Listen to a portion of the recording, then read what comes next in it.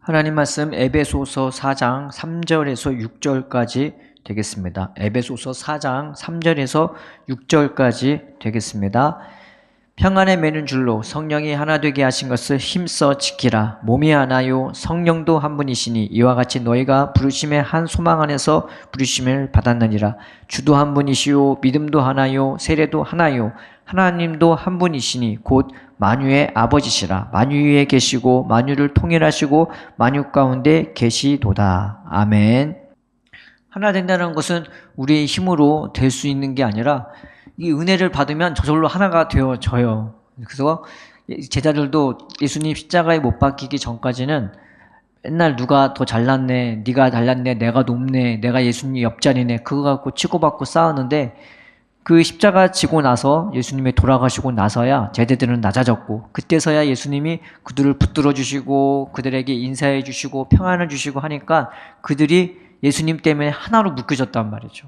그래서 이 처음에 주님 앞에 나왔을 때, 교회 앞에 나왔을 때는 하나란 것은 생각도 못 꾸고 꿈도 못 꾸고 대부분은 자기 은혜 받거나 자기 문제 해결하려고 예수님 발 앞에 나온단 말이죠. 근데 예수님이 붙들어 주시고 만져 주시고 역사해 주시기 시작하면은 자기도 모르게 인생의 의미가 그냥 나 혼자 잘 먹고 잘 사는데 그게 의미가 있는 게 의미가 있는 것이 아니라 하나님의 애초에 우리를 하나 되게 나를 부르셨구나. 여기서 내 인생이 시작되는구나 라는 걸 깨닫게 되어지는 것입니다. 그래서 하나 될 수밖에 없는 그런 마음들을, 그런 은혜들을 예수님이 끊임없이 부어주시는 것입니다. 그래서 그 은혜가 내한테 임하게 되면은 그걸 내가 힘써 지킬 수밖에 없는 것입니다. 그래서 3절에 보면은 평안에 매는 줄로 성령이 하나 되게 하신 것을 힘써 지키라는 말이 바로 그 말이 되게 되는 것입니다. 내가 하나 된 게 아니라 주님이 하나 되게 하신 것, 성령께서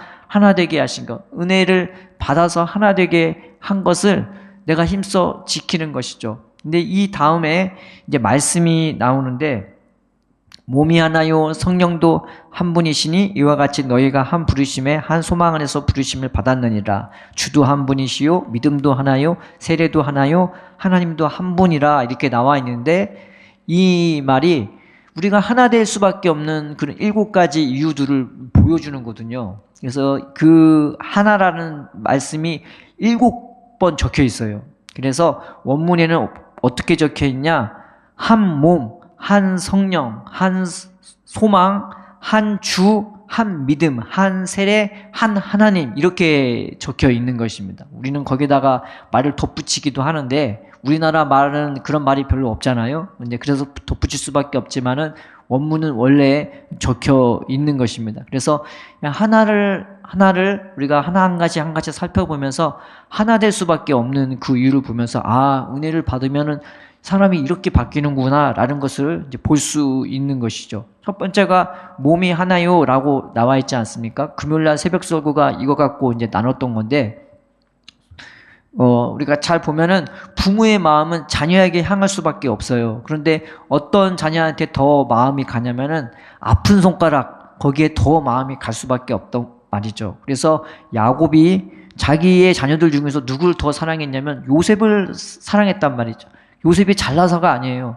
자기가 사랑했던 그 아내 요셉의 엄마가 죽었기 때문에 거의 고아와 같은 아들이란 말이에요. 그러니까 더 사랑할 수밖에 없었고 더 마음이 갈 수밖에 없었단 말이죠. 그런데 요셉이 죽으니까 그 마음이 누구한테 갔냐면 베냐민한테 갔단 말이죠. 왜냐하면 엄마도 없고 자기 친형도 없었단 말이죠. 그러니 얼마나 더 그 베냐민을 이 야곱이 사랑했겠습니까? 한 몸이라는 것은 그와 같단 말이죠. 서로가 서로를 사랑하고 아끼되 누군가 아프고 괴롭고 힘들면 그 마음이 그 사람한테 더 갈 수밖에 없는 거예요. 그래서 교회는 그 누구보다 연약한 사람을 더 돌볼 수밖에 없고 또 그 가난한 사람을 더 생각할 수밖에 없고 지극히 작은 자에게 마음이 더 갈 수밖에 없는 것입니다. 이것이 교회가 하나 될 수밖에 없는 이유예요. 주님이 우리를 한 몸으로 부르셨으면요.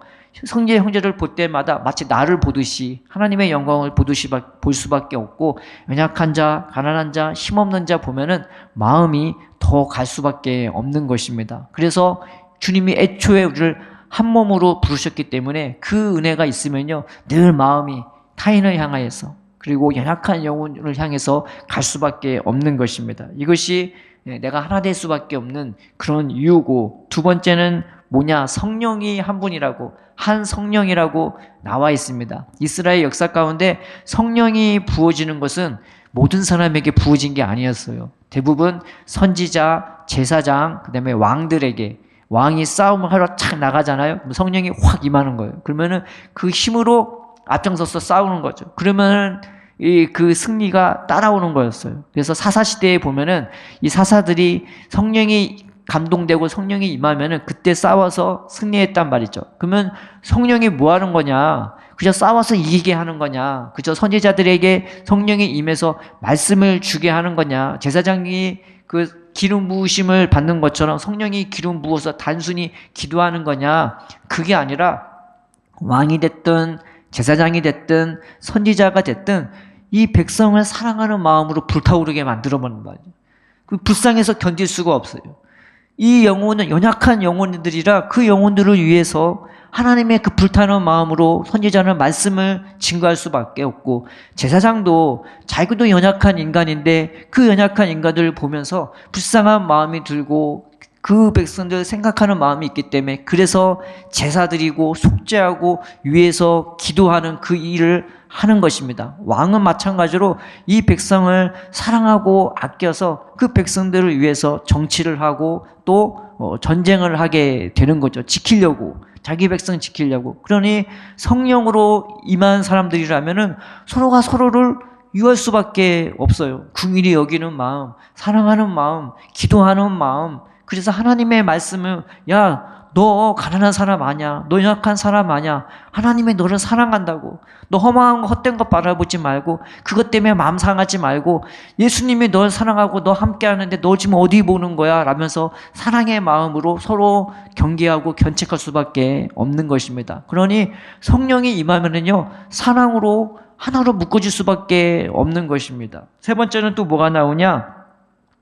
한 소망이라고 해요. 여기서 소망은 우리가 갖는 소망을 말하는 게 아니라 하나님이 우리를 향해서 갖고 있는 그 소망, 소원들을 말하고 있는 것입니다. 우리가 가끔 연말 시상식에 보면은요, 그 가수도 나오고 배우도 나오잖아요. 그런데 가끔 이런 분들이 있잖아요. 하나님께서 나에게 주신 영광 내가 하나님께 올려드립니다. 가끔 기독교인들의 그 수상 소감을 우리는 들을 수가 있단 말이죠.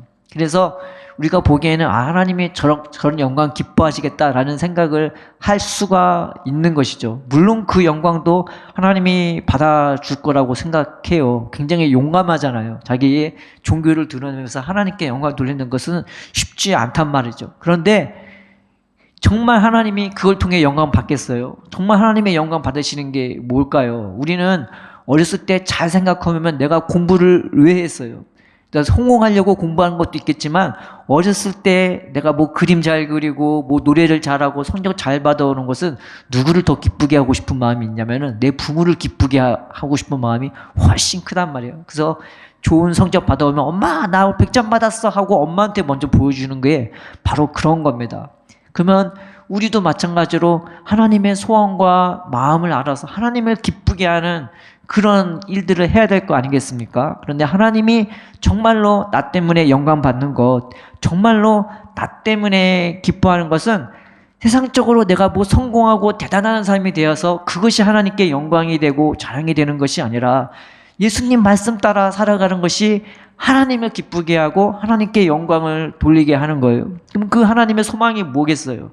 지극히 작은 자 한 영혼 예수님한테 대하듯이 대하고, 그것이 곧 하나님께 대하는 거라고 예수님이 말씀해 주셨던 것입니다. 죄인을 원수로 용서해 주고, 그리고 연약한 자, 가난한 자 봤을 때 더 사랑해 주는 것, 이것이 하나님의 기쁨이 되고 하나님의 영광이 되어지는 것입니다. 하나님께 우리한테 바라는 소원은 바로 그런 것들이란 말이죠. 하나님을 기쁘게 하는 것은 다른 게 아니라 예수님 말씀 따라 서로를 사랑하고 서로를 아껴주고, 지극히 작은 자 한 영혼 예수님께 대하듯 하나님께 대하듯 그렇게 대해 주는 것이, 그것이 바로 하나님을 기쁘게 하고 하나님의 소원을 만족시키게 해주는, 하나님의 소망을 이루어주는 일들이 되게 하는 것입니다. 그러니 이 소망을 우리가 알고 있다면요, 당연히 하나 될 수밖에 없는 것입니다. 우리가 이 소망을 가지고 하나님이 이런 소망을 가지고 있겠구나.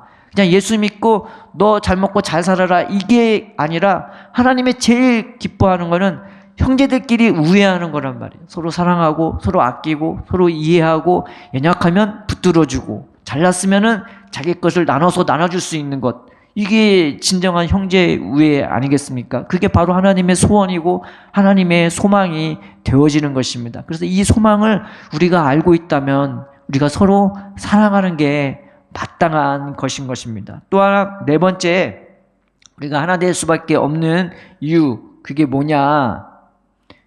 주도 한 분이요 라고 나와 있는 거죠. 이 주라는 말은 원래 로마 사람들이 헬라 사람들이 쓰던 말인데 누구한테 쓰던 말이냐? 시저한테 쓰던 말이었어요.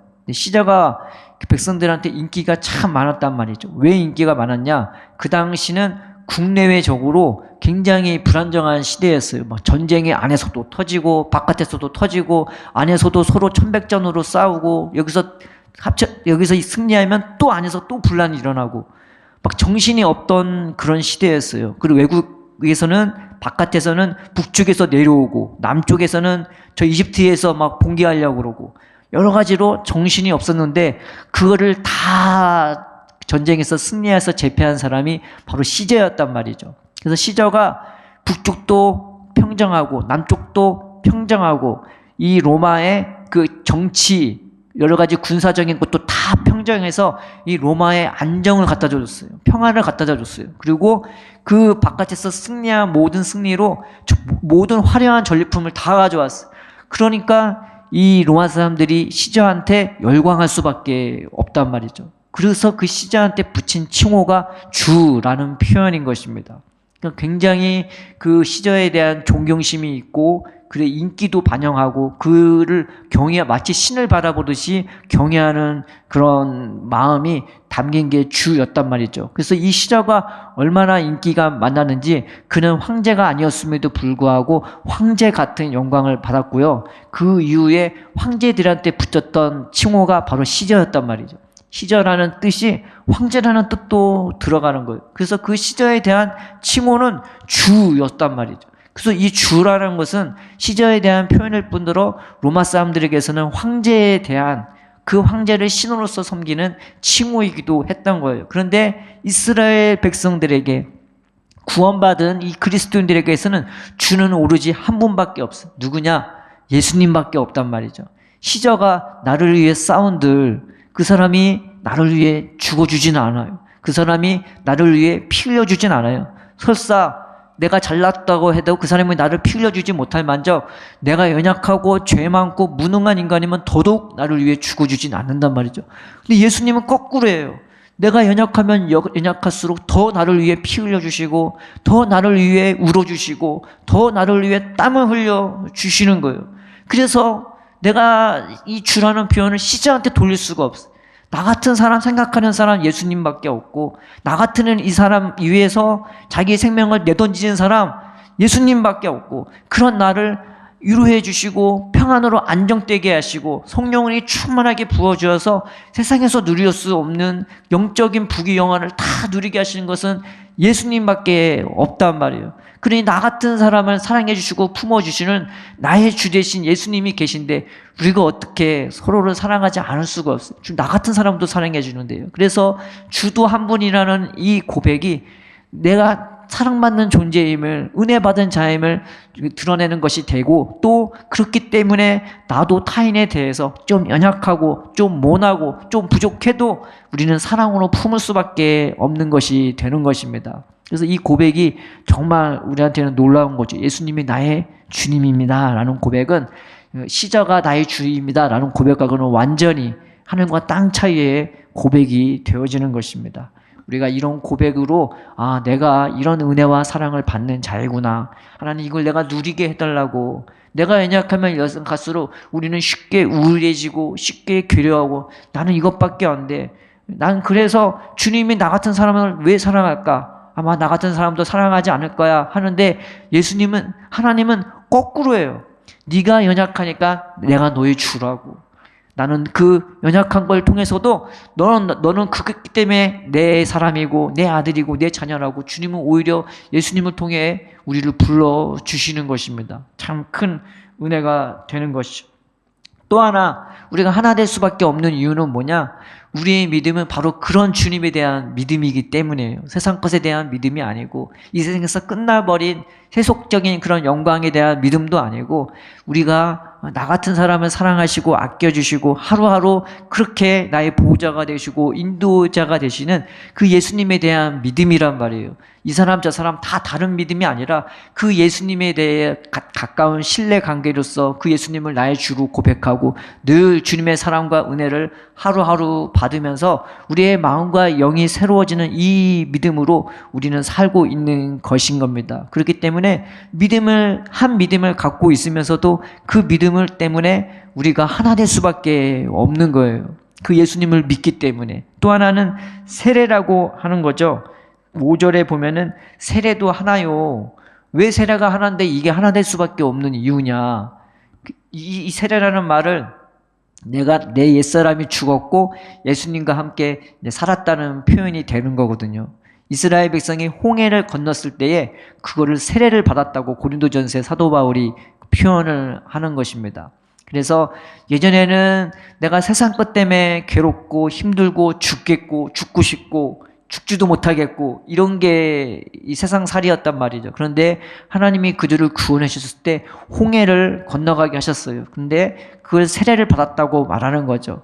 예전에는 내가 예수님 없이 살았던 인생이 예수님을 알고 나서 예수님의 은혜와 도움으로 이전과는 완전히 다른 새로운 삶을 살게 된 것을 말합니다. 성경이 표현하기를 불기둥과 기름기둥이 그들과 함께 있어서 그들을 밤낮 없이 보호하시고 인도하면서 그들을 떠나지 아니했다고 그렇게 표현하고 있는 것입니다. 그러니 세례를 받았다는 것은요, 주님이 그러한 은혜와 사랑을 늘 붙잡아 주시고 보호해 주시고 인도해 주시는데 옛사람이 죽을 수밖에 없는 거예요. 왜냐하면 지금 사는 삶이 너무 신기하고 기이한 거죠. 은혜를 받아보면요, 눈이 열리기 시작하고 영안이 열리기 시작하면은 하나님이 얼마나 저 구약시대의 불기둥과 구름기둥과 비할 바 없는 그런 자신이 기둥이 되어주셔서 우리를 붙들어 주시고 보호해 주시고 인도해 주시는 것 날마다 우리가 느낄 수밖에 없고 누릴 수밖에 없는 것입니다. 그러니 옛사람은 죽어질 수밖에 없는 거죠. 그래서 하루하루가 신기할 수밖에 없어요.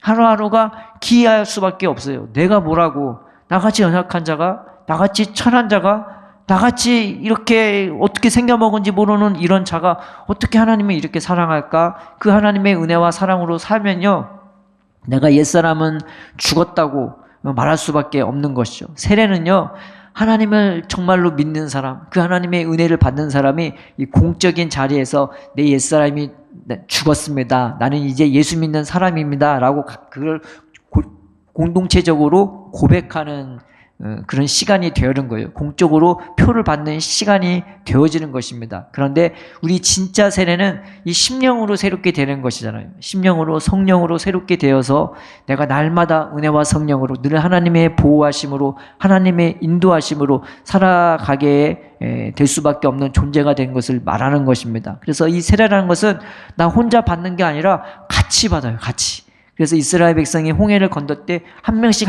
건넌 게 아니라 다 같이 건너잖아요. 그래서 우리가 우리는 하나님 앞에서 한 형제구나. 우리는 한 피바다 한 가족이 되었고 한 몸처럼 그렇게 하나님의 사람들로 구원받았구나라는 의식이 생길 수밖에 없기 때문에 세례를 받는다는 것은 내가 하나 될 수밖에 없는 이유를 말해주는 겁니다. 그래서 교회에서 세례를 받으면요, 원래는 다 같이 모여서 다 같이 축하해주고 다 같이 꽃다발을 주고 그렇게 같이 기뻐하고 환호하는 것입니다. 그래서 한 세례를 받았다는 것은 우리가 하나 될 수밖에 없는 이유를 여러 가지로 보여주기도 하는 것이죠. 또 하나 맨 마지막에 나온 것은 하나님도 한 분이래요. 아니 하나님이 한 분인데 왜 그게 우리가 하나 될 수밖에 없는 이유냐. 근데 이 뒤에 나오죠. 곧 만유의 아버지시라. 만유 위에 계시고 만유를 통일하시고 만유 가운데 계시도다. 이 말이 원래는 이 만유라는 게 헬라어로 그러니까 영어로 올이에요. 올. 근데 모든 것의 아버지시라. 그리고 그 뒤에 모든 것 위에 계시고 모든 것을 통일하시고 모든 것 가운데 계시도다라고 나오는데, 원래는 이게 해석하면은 계시다는 말이 없고 다 전치사하고 모든 것이란 말이에요. 그래서 영어로 하면은 over all and 그 다음에 through all and in all이에요. 모든 것 위에, 모든 것을 통과하는, 모든 것을 꿰뚫어 보시는, 그리고 모든 것 안에 계시는. 근데 이게 우리가 하나 될 수밖에 없는 이유가 어떻게 될까? 근데 주석을 찾아보고 뭘 봐도 이게 납득이 별로 안 가더라고요. 그런데 하나님이 가르쳐 주는 것은 그거예요. 하나님은 우리를 당신의 모든 것으로 대해 주신단 말이에요. 우리를 한 사람 한 사람 볼 때 그냥 너는 그 중에 하나가 아니라 우리를 당신의 모든 것으로 전부인 것처럼 그렇게 대해 주신 것입니다. 그 부모 눈에 자녀들은 그 부모의 모든 것이 되어주죠. 그 자녀가 죽으면은 부모 인생도 대부분 보면은 끝나는 거예요. 이게 회복이 안 돼요. 그래서 이런저런 사건 사고들로 말미암아서 자녀가 죽잖아요. 부모는 평생에 여기가 고통스러울 수밖에 없고 괴로울 수밖에 없고, 그냥 그 자녀가 죽은 것과 함께 부모도 인생에 사실은 그 심령이 끝난 거죠. 그런 것들을 요즘에 보면서 참 저 괴로운 걸 어떻게 해결할까? 저거는 하늘나라 가야만 해결될 수밖에 없은, 거기서 자기 아들을 봐야 거기서 회복될 수밖에 없겠다라는 생각이 드는 것입니다. 그런 것처럼 우리들 한 명 한 명이 하나님의 모든 것이에요. 아버지가 하나님의 우리를 대할 때 자신의 전부인 것처럼 대해 주신단 말이에요. 우리가 하나 될 수밖에 없는 이유가 뭐냐? 저 영혼 한 명 한 명이 하나님의 전부인데 내가 어떻게 그 영혼 좀 부족하다고, 좀 모나다고 제껴버리고 정지하고 막 그러겠냐고. 그래서 하나님이 우리 모두의 아버지인 걸 알고 우리가 하나님의 모두인 것을 안다면요, 우리는 쉽게 저 사람을 정죄하거나 저 사람을 회피하거나 버릴 수가 없는 것입니다. 더더욱 사랑할 수밖에 없고 더더욱 품을 수밖에 없고 더더욱 위에서 기도할 수밖에 없는 것입니다.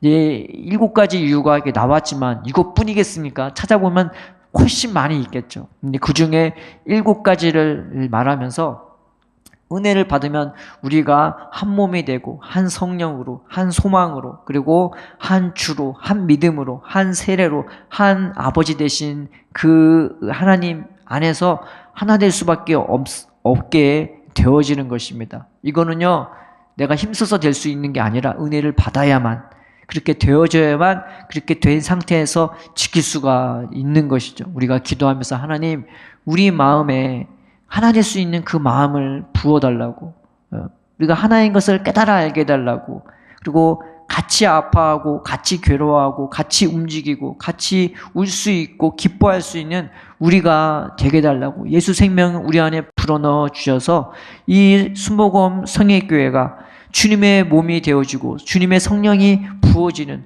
서로가 서로를 아낄 수밖에 없고 귀하게 볼 수밖에 없고 연약함도 부족함도 품어주고 그리고 용납할 수 있는 그런 교회가 되게 해달라고 예수님이 베드로에게 그 베드로의 고백을 칭찬하면서 주는 그리스도이시오 살아계신 하나님의 아들이십니다 라고 고백하니까 베드로가, 예수님이 베드로에게 바요나 시몬아, 이것을 네게 알게 한 것은 네가 아니요 하늘에 계신 아버지로다.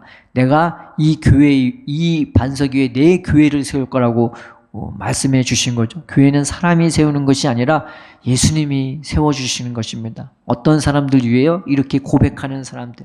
주는 그리스도시요 하나님의 아들이십니다. 주님의 은혜와 사랑을 아는 그런 자들에게 예수님은 불러 모아주셔서 그들을 한 명 한 명 세워주시고 온전케 해주시고 붙들어 주셔서 하나 되게 해주셔서 당신의 교회를, 당신의 성을, 당신의 고을을 세워주시는 것입니다. 이것은 세상 사람처럼 인간이 하는 것이 아니라 예수님이 해주시는 것입니다. 우리가 이 고백을 붙잡고 또 오늘 말씀처럼 하나님, 우리가 하나 될 수밖에 없는 수없이 많은 이유들을 우리에게 허락해달라고, 이 은혜를 부어달라고, 그래서 예수님이 세우시는 그 교회로 하나 되어 성장하는, 정말 한 몸으로 성장하는, 한 영으로 성장하는, 한 주로, 한 하나님으로 성장할 수 있는 은혜가 충만하고 사랑이 충만한 교회가 되게 달라고 간구하고 기도하는 저와 여러분 되기를 주님의 이름으로 축복합니다.